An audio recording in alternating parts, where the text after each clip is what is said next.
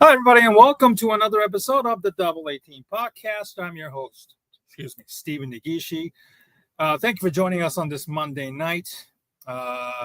We were very, very sorry that Ken Fang and I couldn't do our regularly scheduled live stream at 6 Central on Sunday. We'll be back to do that regularly scheduled live stream on Sunday. We have a lot to talk about, obviously. The NHL and the NBA season officially over. OKC winning. The NBA Finals. Does anybody care? The media coverage, etc. And we'll also touch about the things that we've been talking about, me and Ken, for a while. The current state of U.S. soccer, USMNT, as well as the Club World Cup that's taking place, etc. But tonight, I was supposed to welcome this guest last week at this time, but I had a brain freeze and unfortunately forgot about it. I had also personal stuff to take care of as well. So without further ado, I would like to welcome my guest tonight. He is the host of Locked On Illinois and Illinicast. He is the multi-talented sports writer and media content creator. It is Sunny Verma. Sunny, thank you very much for joining me tonight. And once again, I apologize for my mishap on my end for not doing the show last week. And I appreciate your kindness in coming back and giving me a second chance tonight. How are you, sir? I'm fantastic. And trust me, I have a 4-year-old and a 6-year-old. And I know how sometimes out of nowhere, out of the blue, especially doing this, how plans just have to change at the last moment. So don't worry about that. I'm glad I still got an opportunity to come back on, and I'm really looking forward to the show. Thank you very much. I appreciate it. Well, Sunny, let's start off with your introduction. For those who are not really familiar with your work or who you are, your obviously name is listed there on the handle there at Sunny V, Sunny V. Tell us about your background, how you got into sports writing, as well as sports media content writing. Sure. It was by accident, and I mean that literally. I worked a 9-to-5. I worked for the largest marketing agency for my 9-to-5 my entire life. I took some time off, and in the span of me taking my time off, I was literally it was a Chicago winters. I was putting my son in the car seat.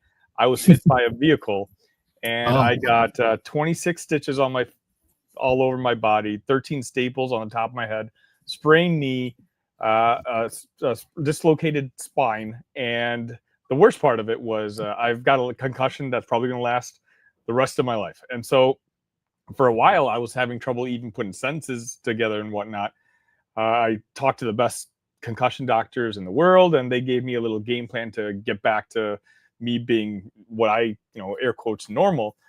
And ironically enough, so that happened in February. And then a few months later, because I wasn't able to communicate all that well, all I would do is tweet about Illinois sports. And someone reached out to me. It's like, hey, we're looking to start a little network together. You seem to really enjoy Illinois. Would you like to be our Illinois correspondent? At the time, I was unsure of it just because I was getting better at that point when it comes to my speech. But my wife, who I'm very lucky to have, pushed me. She's like, absolutely do it. This is kind of a sign, because I couldn't really go back to my 9-to-5 at the time. And so she pushed me to do it. I started my first episode of Illinicast, I believe it was in October, just about 2 years ago. And then after doing that for a couple months, I got contacted by the Locked On Network, who are also looking to expand their network to cover Illinois sports. And so I think I got my first episode was Memorial Day weekend last year. So I'm just at about 13 months of doing this for Illini or for Locked On, the Locked On Network, and then also I cover the Bears with Bears on Tap for the On Tap Sports guys. So that's what I say when I stumbled into this all by accident, like literally by accident, but I'm very grateful. Mm-hmm. So if it wasn't for the unfortunate accident, which I hope you're fully recovered by now, you probably will not be even consider writing or even much less doing podcast, or like a YouTubing at all, correct? No, it would be me just doing what I'm doing, except I wouldn't be getting paid for it.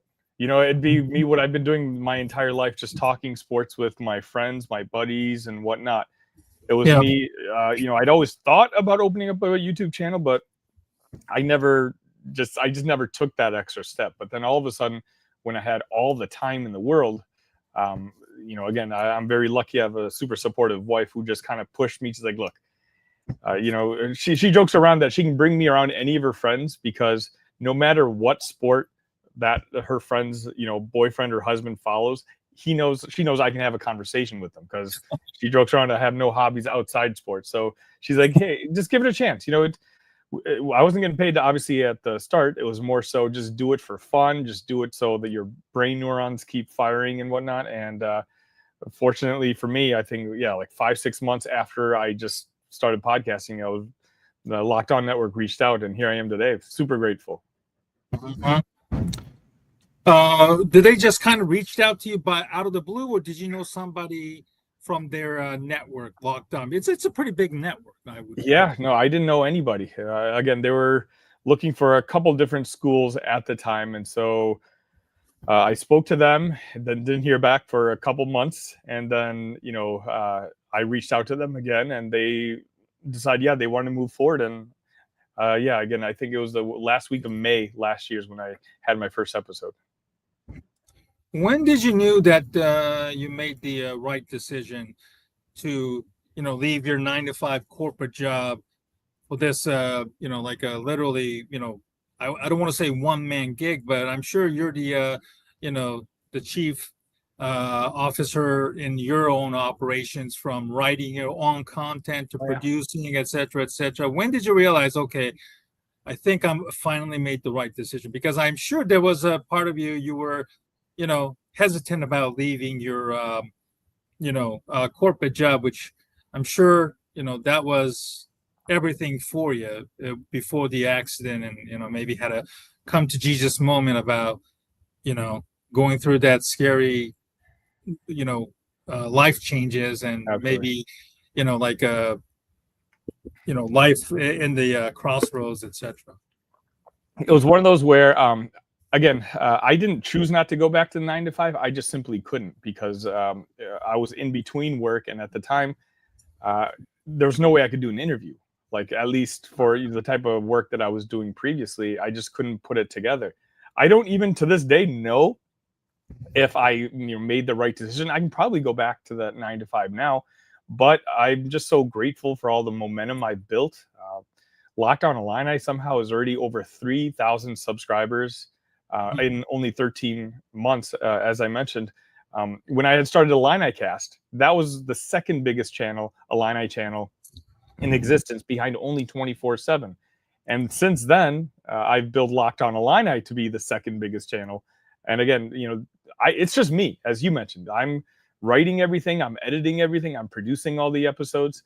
So it's not easy, but the fact that there just seems to be so much positive momentum, I can't help but just be optimistic. And again, I've got a supportive partner, so she's as long as she's okay with it, we're both going to see how far I can take this.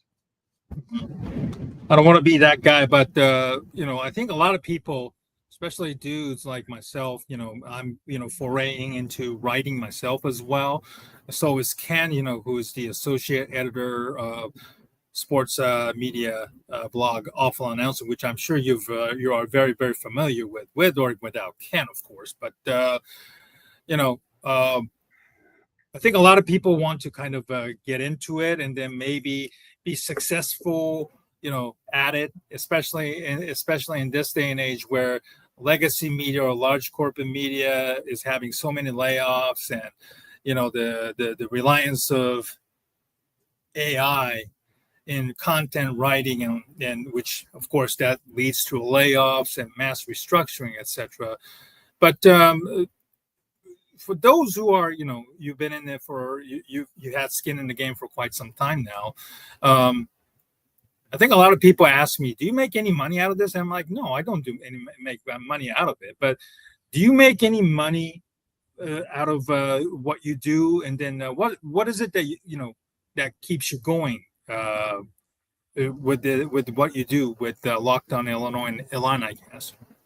Yeah, with Illini Cast, I wasn't quite at that level, but working at the network, yeah, I now do get paid to, cover the University of Illinois, which again, I can't believe I would say this even 2-3 years ago.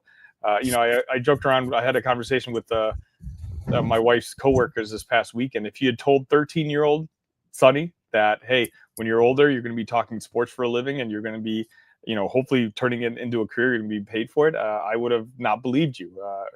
But here I am now. It's a situation where it's not easy, as I mentioned, but I think as long as you really, really want it and you learn how to do it, it's all about algorithms. It's all, I'm fortunate in the sense where my previous 9-to-5 was marketing, and it was I had some of the biggest clients you've ever heard of, but I wasn't doing YouTube stuff, but I was doing everything else, whether it's email, social media, all that kind of stuff.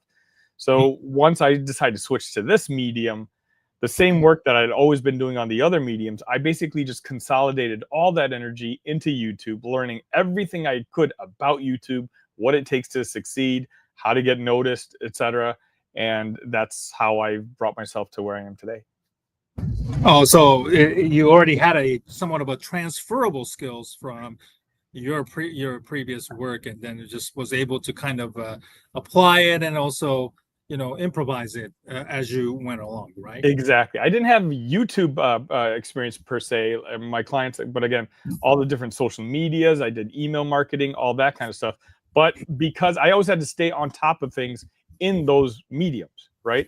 So once I quit my 9-to-5 and I decided to give podcasting and YouTube a shot, instead of constantly keeping up with what it takes to be with Instagram, email, this and that, I could consolidate all my energy into YouTube and just learning, watching hundreds of hours of YouTube videos about how to get yourself in the algorithm, reading the books that are being recommended to me by other people.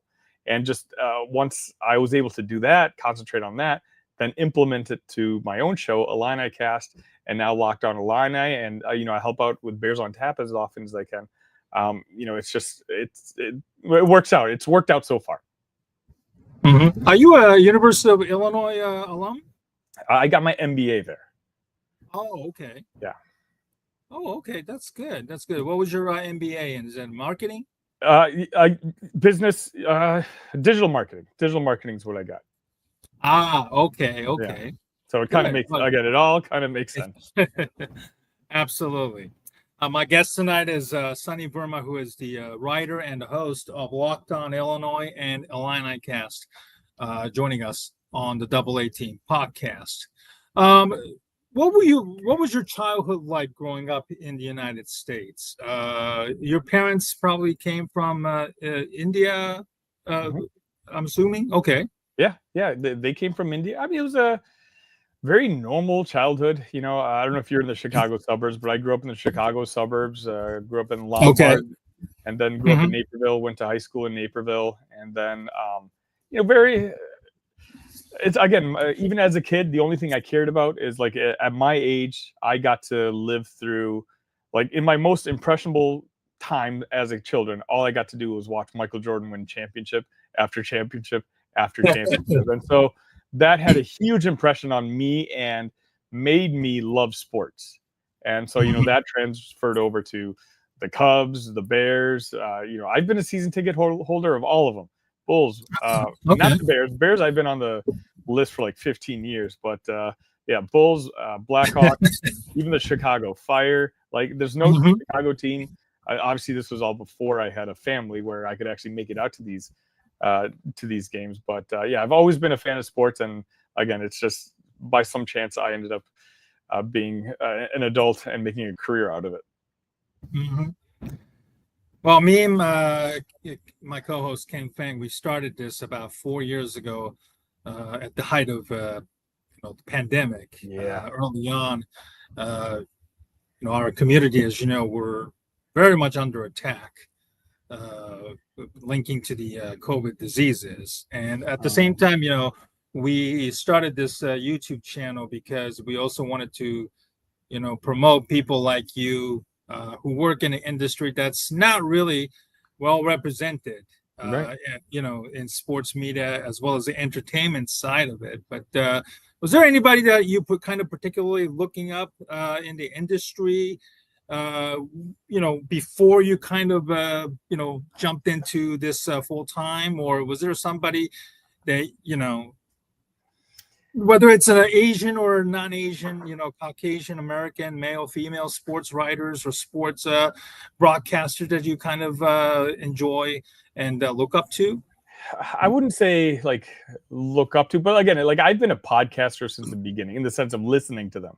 So the easy names, the biggest names, the people who started podcasting from the beginning, right? Like the Bill Simmons, even the Adam Carollas, like those type of people who, I remember when I was working my office job in the beginning, I was like, wait, I can just put an earbud in my ear and listen to these guys talk while I get my work done. And so I've been listening to podcasts for like 15, 20 years at this point. But I mean, I couldn't name a particular person right off the top of my head. I think it's just like, if you look through my phone, I've got like 30 or 40 podcasts I'm subscribed to. So it's a simple matter of what I'm in the mood for that day. Back at my 9 to 5, from 10 to 4, I was listening to a podcast. It's one of those, like, it just cycling through. It's not nearly as much now because I'm at home and I'm chasing 2 little kids around. But I've always been a fan of just the audio medium. And so it's, but I couldn't think of any particular role models I might have. Okay. Do you feel like the industry, even with the likes of Pablo Torre, Mina Kimes, Kevin Nagandi, Steven Nelson of the Dodgers broadcast, etc. We're starting to see a little bit of that being represented, but of course, there still needs to be a lot more being done in the industry itself. Do you feel like when you're doing this, obviously growing, or even where you are right now, how do you feel about the overall current state of the media right now, with the legacy media being under attack, as I said, for, being more of a, clickbait culture, hot takes, etc. How do you see yourself fitting into the current landscape of sports, broadcasting or journalism in a time like this? It's one of those where I do feel like I'm second generation, right? My parents moved here, as you mentioned, from India. So first generation American, I guess you can say. Yeah. There's, even in my generation, my culture, and I'm pretty sure it's similar to yours, you're always pushing your kids to go into this field or that field. And I always, and sports isn't one of those fields that I'm mentioning. So I think the more that you see faces that look like you on YouTube or on sports, like, I'm kind of fortunate in the sense where the University of Illinois actually has a big Asian population, right? So those future fans, those students who are entering the university, who are 17, 18 years old, who decide they want to be, hey, I'm going to school here, I'm going to be a fan of the sports teams here. Now let me see what online, who's talking sports. Hey, that guy looks kind of like me. Maybe I can do this too. If that guy can do it, I can do it. I hope. I'm not giving myself too much credit, but it's just one of those. I think the more faces you do see on the screen, that's when, like, the guys who are in their second generation here, or who maybe like my future kids who aren't necessarily being pressured to go into one field or the other and saying, hey, just do what you're passionate about. I think then you might see that next generation start to pop up a little bit more on our screens talking sports. Mm-hmm. All right, let's transition into the sports itself. University of Illinois that you're covering on a regular basis. Both the football and basketball are kind of on a momentum shift. And, I've followed Illinois football and basketball for quite some time. I'm from Chicago area myself, so that's kind of like the adopted team, when I moved back to the U.S. and, living in Southern California. But, because I'm from Chicago, I followed Illinois. Mm-hmm. I'm, in the late 80s, basketball team was, went to the Final Four with Flying Illini, Nick Anderson, Marcus Liberty, Kendall Gill. Mm-hmm. The football program was, kind of starting to do very, very well, and with John Malkovich, who came from NFL after he was fired from Kansas City, and Illinois had a very good, small window of success with Jeff George as their quarterback. And then from there, 2000, 90s, 2000s, it was a bit of a struggle. Basketball team had a pretty good, mini run under Bill Self, who is now with University of Kansas. And then another several more decades of malaise. Football team had, Ron Zook, and then had some very good momentum with the recruiting, Juice Williams, et cetera. But again, nothing really panned out in the long run. But now I really feel that, both the basketball and the football program is on the upswing right now. What is it like to kind of cover, a school that is that hasn't had, let's be honest, like a real long success in neither sports. But at the same time, now you have both the football and basketball being so good at the same time, which is anomaly in Illinois. But elsewhere, if you go to places like Texas, Alabama, Georgia, and the big schools, even Florida's of the world down there, you have a high standard of winning in both football and basketball, being simultaneously successful at the same time. How do you feel about covering this the current school that is not really used to winning so many years? I mean, it's great for business. I'll tell you that much. Like I've been following Illinois sports, since early to mid 90s. So I try to, I say this once a month at least on our show. When it comes to YouTube, a lot of the audience might skew younger, and I try to tell them, hey, it has never been like this, and it's probably not always going to be like this. One of my favorite mantras, I didn't wear the shirt today, but I try to say a couple times a week that it's an amazing time to be an Illini right now. There's a good chance that going into next season, both the football and basketball teams are going to be in the top 15 in the preseason rankings. I couldn't tell you the last time that happened. It's basketball, sure, we've never won the championship, unfortunately, but I believe we're 15th or 16th all time when it comes to wins. So there's been success on the basketball side. Unfortunately, you can say, the 5-6 years prior to Brad Underwood getting there, things were so down that people kind of forgot about the program. But Brad's turned things around. We've won 20 straight for, I think, 5 or 6 straight seasons in a row, and only a handful of teams can say that. But even more impressive is on the other side, on the gridiron. Illinois, for a lot of people, said is just a place that you can't win in football. And Brett Bielema kind of took that on as a challenge. He's someone, when that job opportunity became open, he used his sources to reach out to Josh Whitman and say, look, I really want this job. And it's one of those where, he was so incredibly successful at Wisconsin. I think he was humbled a little bit at Arkansas. And, then he just kind of learned a little bit. He spent a couple of years with, Bill Belichick. I mean, hey, if you're going to learn how to coach football, learning from Bill Belichick is probably a pretty good, way to do it. And then when he said he was ready to come back to coaching, we're so lucky that Josh Whitman decided to hire him. I wasn't very excited about the hire. And I'm being completely honest with you. Like, when I still had a bad taste in my mouth with what happened at Arkansas. But as soon as I saw that opening press conference of his where, he talked about how important it is to build relationships in Illinois. He was born in Illinois, and that he was going to call, it was like, I think he said it was his goal to call every single high school coach like in that first week that he was hired. I was like, okay, you know what? Maybe this guy kind of sort of gets it. And we're 4 years later, and I can confirm that he absolutely does get it. Mm-hmm. What is it for college football fans? We know Brett Bielema has had a lot of success, with Wisconsin. He already had a lot of experience there with Big Ten. He played at Iowa under legendary Hayden Fry. So he is a Big Ten guy through and through.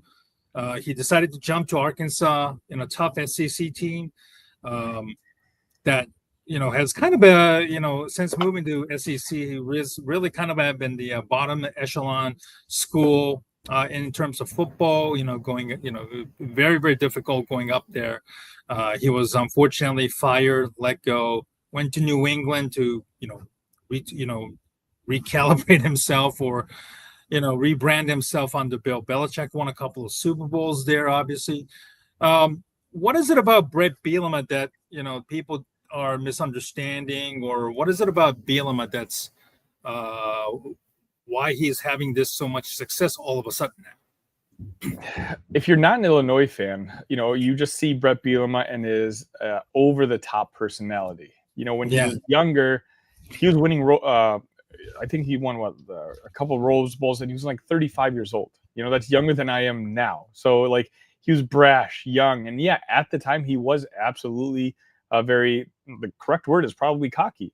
Then he does move to Arkansas, and he struggles a bit there, but everybody struggles at Arkansas. It's like it's one of those. Just take a look at the coaches since he was let go from there. No one's really had much success, but I think early in his career, it showed that he was just how good of a head coach he was. But it took that humbling in Arkansas where all of a sudden he took a couple of years off and he's like, all right, you know what? Next stop, I want to make sure I do things right.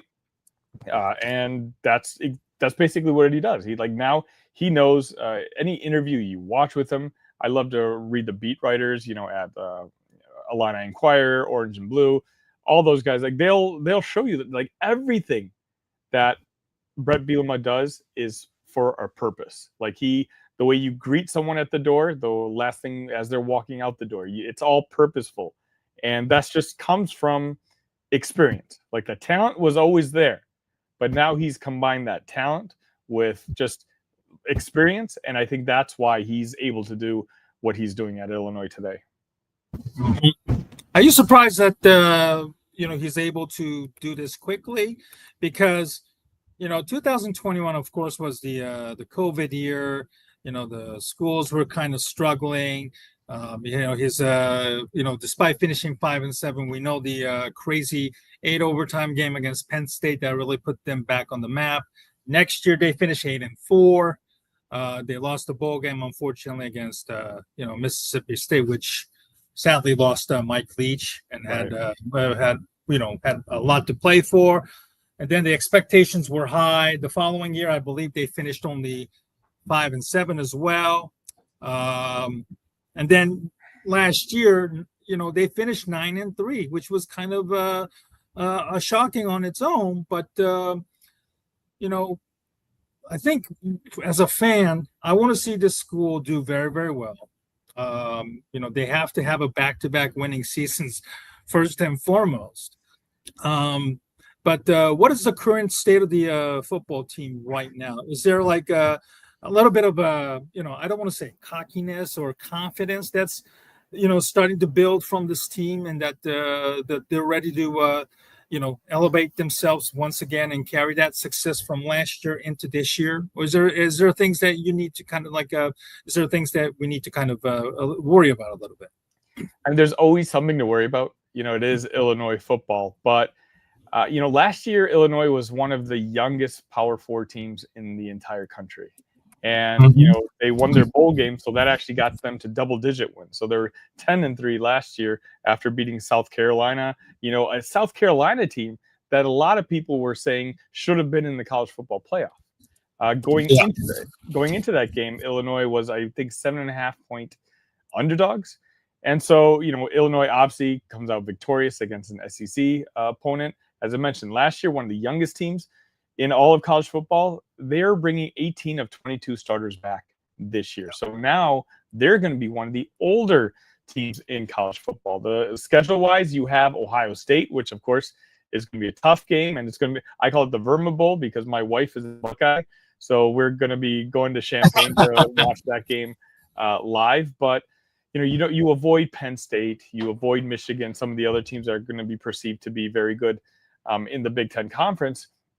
I think 2 weeks ago, our over-under for most of the summer has been 7.5. I think it just got bumped up to 8.5, when I take a look at the schedule, I see 9 wins, but I'm trying not to get too ahead of myself, but also recognizing there's a chance that Illinois could, if things break the right way, go win double-digit games in back-to-back seasons. And I can't even fathom myself saying that even 5 seasons ago.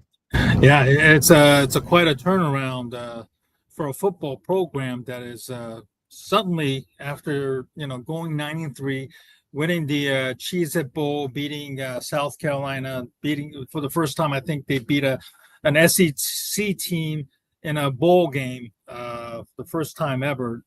They've really carried on the momentum.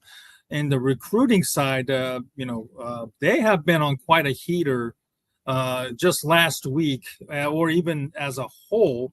I'm sharing the on-3 record of the Fighting Illini team right now. Some had it at 11th overall, currently nationally, believe it or not. So they got Nasir Rankin, the local kid from Morgan Park, Chicago. Kai Pritchard, the 4-star kid from New Jersey, the offensive lineman. He committed last week. Nick Hankins, another local kid from Bellevue, 4-star. He committed to Illinois over Ole Miss in Missouri. Jaden Stewart from Texas. He chose Illinois over OKC. Isaiah Williams, another 3-star, safety from Texas, committed to Illinois. It's just the list is pretty, amazing right now with the amount of 4-stars kids that they are recruited, as well as the ones that are, they're still in the running right now. What is the biggest, success in your opinion, with regards to, other than of course just winning? What is the biggest success you see with the Illinois football recruiting? It's culture. And I know that because that's what every recruit says after they commit to the Illini. When there were local reporters asked them, what was it about Illinois that you wanted to, play the next 3-4 years there? Everybody says that, the motto for Illinois football is family, right? FAMILLY. Yeah. But it's not just a motto. It literally, like, they're preaching it, but they're also living it out. And so I think they come to campus on official visits, on actual visits or unofficial visits, and the coaches treat them, and not just them, but their parents and their uncles, like family. And I've heard stories about Brett Bielema being brutally honest. He had a kid come in for a visit, and I spoke to one of the parents, and the parent was like, yeah, he was actually very real with me. He's like, yeah, your kid probably isn't going to be able to play at this level, but you never know. Tell him to keep his energy up, keep doing his best and whatnot. And then who knows down the road. And the parent was just like, you know what? I actually appreciate that honesty. He wasn't BSing me. He was just being super real. And so that's why everything that that's coming out of his mouth is genuine. And, the fact that he also has, now that Nick Saban's retired, no college football head coach has developed more offensive linemen and put them in the NFL than Brett Bielema. That helps too. And if you take a look at the track record of the Illini the last few seasons, right? Devin Witherspoon, arguably the best cornerback in the NFL now, was a 4th overall pick. He was a 0-star when he came on to Illinois. In the last couple of years, we went years without anyone being drafted during the Lovie Smith era. And now every year we have a couple of new names being drafted. And I really project next year's NFL draft to have a lot of Illini, up to 4 or 5 Illini drafted. And, ultimately family matters, the culture matters, but if you can convince kids that you can get them ready for the next level, that's gonna hopefully get you the kid. Mm-hmm. Looking into this upcoming season, Sunny, right now, if you had to guess, do you think 9-3 again this year will be attainable, or do you feel like Illinois can win 10 games and maybe put themselves in the conversation for even for the playoffs if all breaks evenly for them?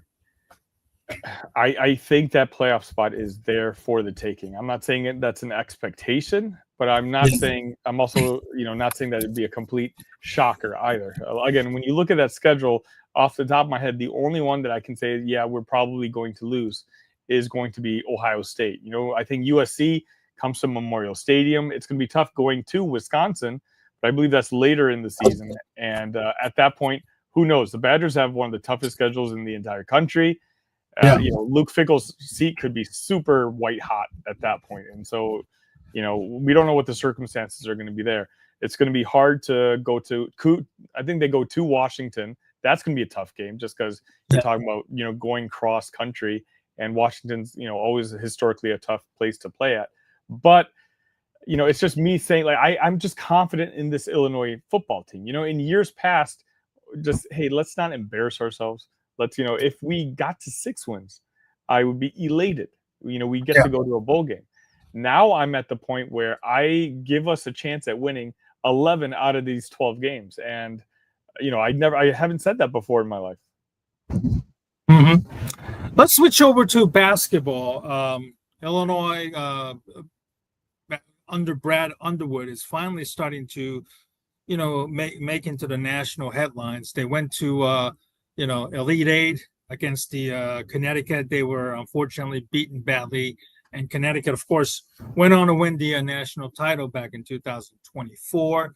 This past year, there were a lot of inconsistencies, obviously, with a lot of freshmen, Conspiracy Akachonis, Will Riley.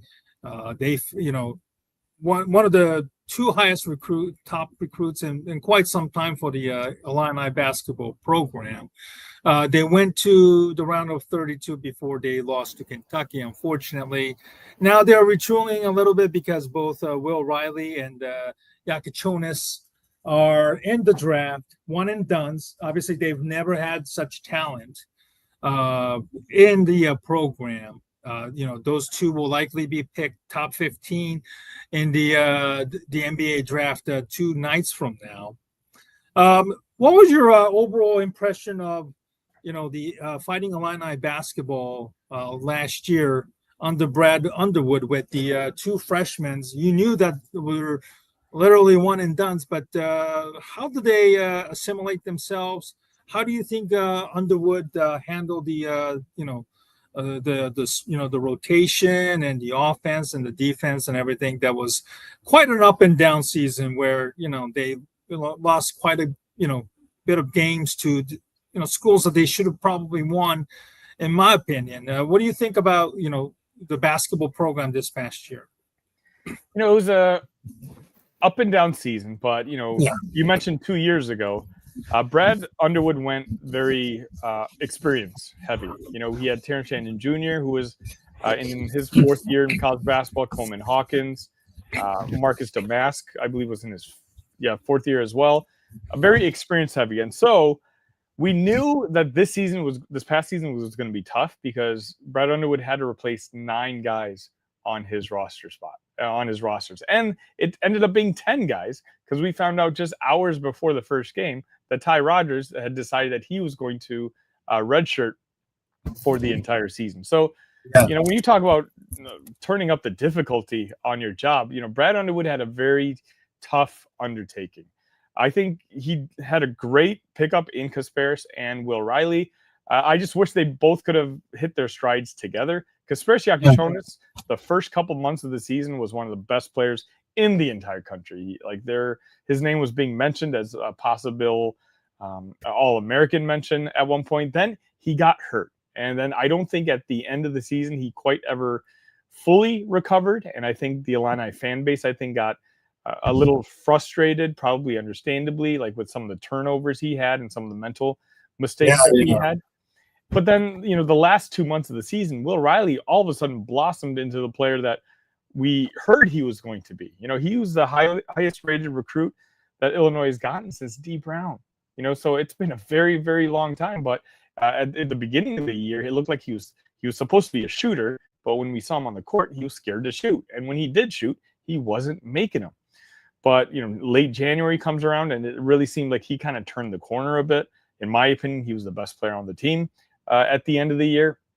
And so it's just unfortunate that we couldn't get the Kasparis from the first half of the year to join forces with the Will Riley at the end of the year, because I think this team could have done more damage. But, it's tough having your two best players be freshmen, because freshmen have up and down games. And when that happens, especially in a setting like the NCAA tournament, you're vulnerable to be able to lose out if one of those guys has a bad game. And that's just kind of what happened last year. You didn't have a guy like Terrence Shannon Jr. or Marcus Damask, who's 23 years old, 24 years old, who can, keep the team composure at a level that it needs to be, because all these guys, none of them knew each other, and they're all playing for the first time in college basketball. Tommy Ivisic is an older player. He's 21 or 22 at the time, but he's still playing in college basketball for the very first time. So this is a lot of players were getting their first ever experience last year. So I'm kind of looking forward to this next season where, they've got some roster turnover, but you're only talking about, half the roster. You're bringing some good foundational pieces from last year's team back. Kylan Boswell's coming back. We were hoping Ty Rodgers comes back. We don't know what's going on with that, but, Tommy Ivisic is coming back. So it's, we're just one of those situations where we're not turning over the roster completely like the year before. And so we'll see how that goes. Mm-hmm. Was it a bit of a gamble about, bringing in, Yakuchonis from overseas, as well as Ivisic from, Croatia? What did Brad do that, to allow these, non-American players to, assimilate quickly? Because obviously they certainly made their presence felt very, very early on in them throughout the season. What is it that Brad Underwood did to, kind of look into overseas and allow these players to thrive in their, first year? It's just a relationship that he's built. Brad Underwood certainly has his faults, and nobody's saying he's the perfect coach. Nobody's saying he's a top 5 coach in the country. But one thing he's very good at is evolving. And, he was one of the first players to use the transfer portal. When we got Dane Danger a couple years back, at that time, people weren't even using the transfer portal. But Brad always seems to think 1 or 2 steps ahead. Well, he's noticed that the recent market for some of these players, at least the high school prep American-born players, it's going to cost you a lot of money, especially in this NIL era. So again, always thinking ahead, he's kind of utilized the relationships of Jeff Alexander, who's, got a huge presence out there in Europe. He brought back Orlando Antigua, who's arguably a top 3, top 4 assistant in the entire country, but he also has a lot of contacts, not necessarily in the United States. And so, I think he's realized that, hey, there's a market inefficiency here. He's doing that whole Moneyball type of thing where he focused on the international talent. I think it's worked out because now, a lot of that international talent trusts Brad Underwood. Look, Kasparis Yakushonis trusted Brad Underwood. He came to Illinois, and now, like you said, 2 days from now, hopefully he's going to be a top 10 pick in the NBA draft. And Will Riley's Canadian. Same idea. Tommy Ivisic, we're hoping next year his name gets called in the NBA draft. It's one of those where with domestic players, it's hard telling a younger kid, hey, pick Illinois over Duke or Kentucky or those blue bloods, because they know what the blue bloods are. But a kid growing up, a teenager in Italy or Barcelona, like he doesn't necessarily know what a blue blood is. They may not know what Kansas is or Kentucky is. At that point, their coaches, their mentors out there who right now have built relationships with a guy like Jeff Alexander. Like, hey, remember last year you played with your big brother Kasparis Yakushonis? Well, this guy developed Kasparis, and now he's making millions of dollars in the NBA. And so you should probably go to Illinois too. And so I just think this is a pipeline that I'm really grateful that Brad Underwood has kind of tapped into. Yeah, because a lot of the current recruits for this upcoming season, they were able to tap into 2 kids from overseas, David Murkovic and then Mihailo Petrovic, somewhat older guys, obviously, playing in a club team in Europe. And then you have transfers, Andrei Stojakovic the son of Pete Stojakovic, legendary three-point shooter who is transferring from California is still only a junior. Zvonimir Ivisic, that is his younger brother, is already at Illinois. So obviously, the transition couldn't be more smoother. So you have 4 Euros, and then on top of that, you have 2 4-star recruits, Brandon Lee and Keaton Wagler, right now. What does the starting lineup look like for Fighting Illini this upcoming season, in your opinion? I see, that's tricky. The thing is, I will say, I don't know if the starting lineup on the opening night is going to be the same starting lineup that we're going to use later in the season. It really does look like Brad is going to try having the Ivisic brothers play together. I don't know how that's going to work out, in particular defensively, but it's nice having a 7'1" center and 7'2" power forward. I think they're going to try that on opening night. Small forward, you'd have Andrej Stojakovic.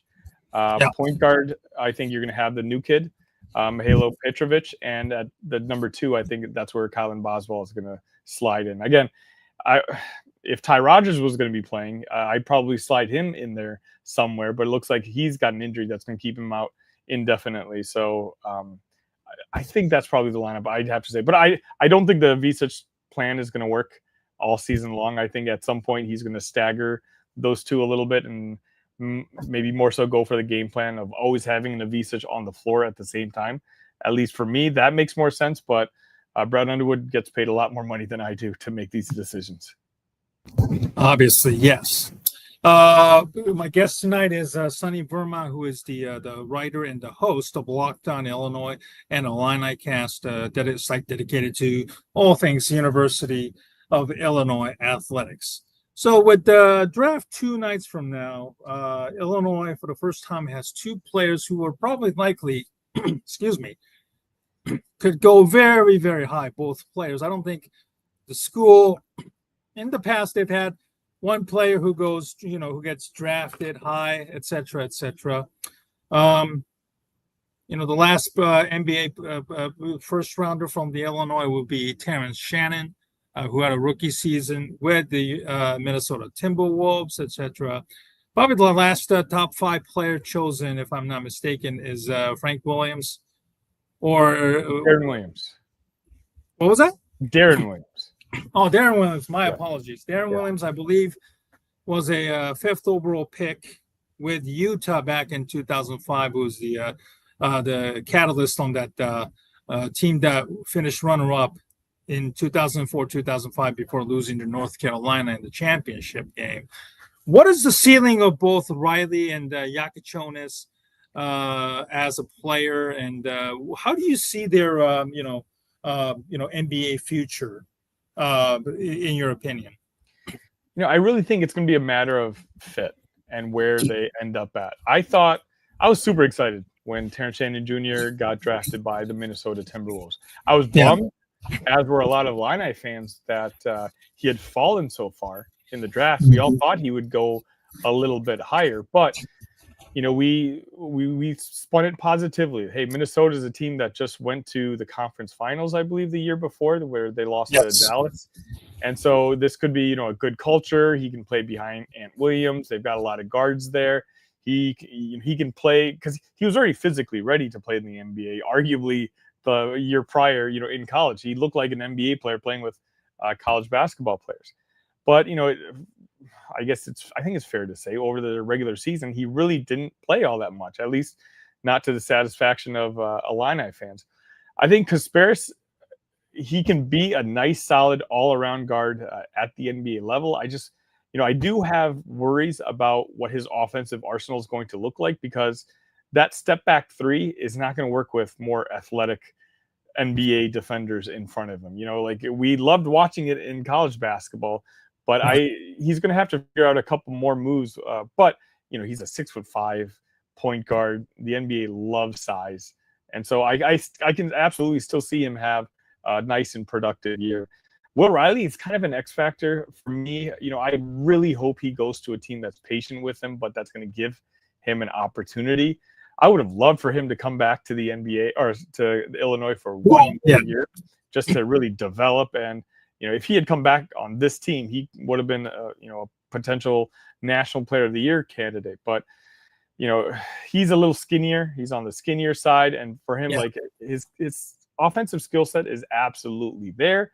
I just don't know if I'm afraid that if he gets drafted by a team and he gets directly sent down to what's the D League, the G League, I forget what they call it now, that he could just kind of be forgotten down there. And so what we'll see. I just think as long as he gets an opportunity by a team to develop, I think he needs to be on an NBA roster. I don't think he's going to develop much on the developmental league.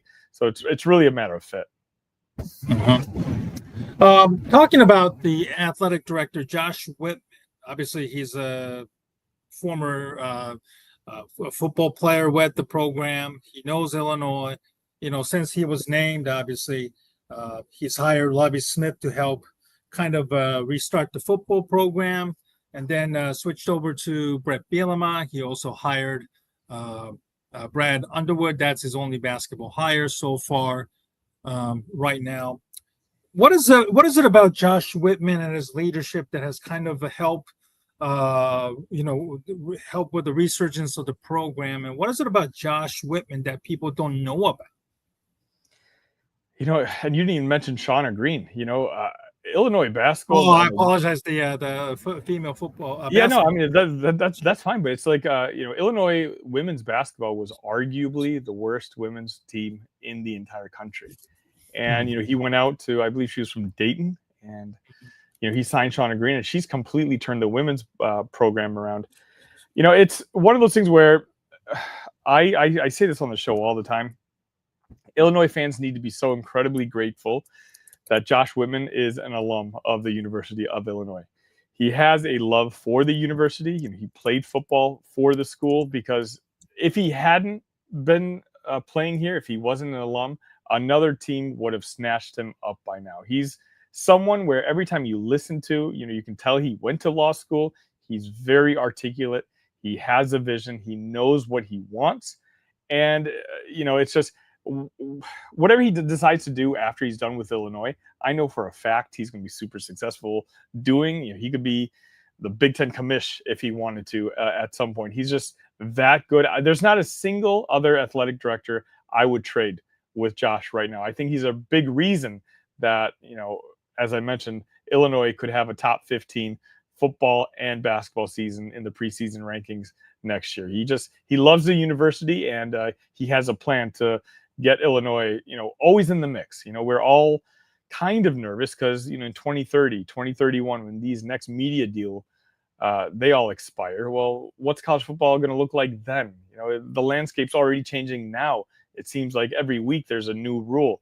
When the SEC, Big Ten, there's always rumors that they're going to just kind of ditch the smaller teams and, put together a super conference or whatnot. And so if that's the case, that's fine. But you want to be involved in that. And the way to be involved in that is to have your money-making programs, mainly football, and on a secondary level basketball, making money and getting eyes and, being highly rated on TV. And so, Josh understands that that's what it's going to take for Illinois to reach its peak.